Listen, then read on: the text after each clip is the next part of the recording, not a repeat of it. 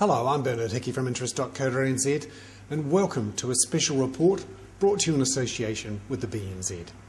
Today we look at the potential increase in the GST rate from 12.5% to 15%. This was flagged by Prime Minister John Key in his speech earlier this month. We'll find out on May 20th, when the budget comes down, whether he goes with this and whether it's implemented from October. But it's worth debating, and I think there's 10 reasons why this is a bad idea. Firstly, it's not enough to provide decent tax cuts to those people on that highest tax rate of 38 cents in the dollar.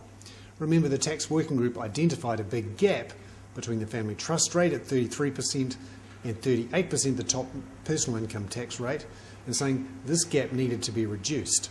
And the argument was increase the GST rate and it will help reduce that gap. The problem is, once you've provided compensation for the lowest to middle income earners who are hit hardest by the GST rate, you don't actually have much money left over to reduce the top income tax rate. The tax working group estimated it at $200 million, which is virtually nothing. Secondly, there is an inflation risk whenever you increase the GST rate. Now, currently, inflation is pretty much under control in New Zealand, but this won't help. And remember, when GST is increased, often retailers take the opportunity to put other charges in there as well. A sort of a kitchen sink approach. Throw in all the other increases you're planning to nip through in the dead of night. These could include, for example, credit card surcharge fees, which many retailers are looking to impose after some changes by the Commerce Commission. Thirdly, there's a tourism risk. If our tourists come here and have to pay 15% GST and hardly any of them claim it back, that puts us at a significant disadvantage with our closest competitors, and particularly Australia, where there's a 10% GST rate, and many things aren't charged for GST in Australia. Fourthly, that gap with Australia is quite significant. Remember, we're trying to discourage people from leaving New Zealand to go and work in Australia, and when there's a 15% GST rate in New Zealand and a 10% rate in Australia, it makes it that much more attractive to go.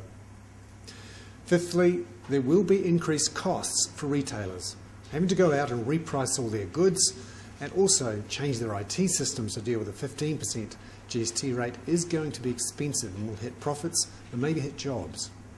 Sixthly, there is a political risk here.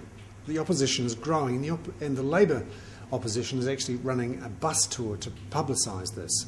It may not get through Parliament, and if it doesn't get through, you can say goodbye to that transformation of the tax system John Key talked about. 7, there's an online risk here.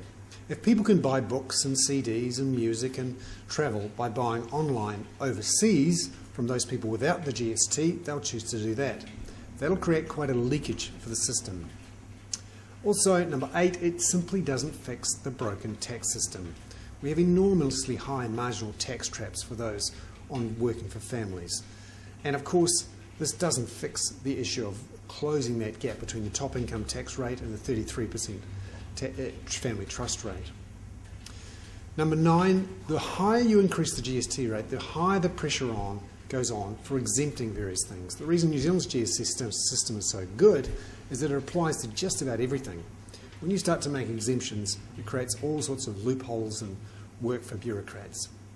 And finally, the higher the GST rate goes, the more pressure there is for people to go into the underground economy. You look at some nations with very high GST rates or VAT rates, they also have an enormously high amount of work going on in the cash economy. And that, of course, is risky in terms of corruption and all sorts of other problems. I'm Hickey. There we have it, the 10 reasons why an increase in the GST rate is a bad idea. That was a special report brought to you in association with the BNZ.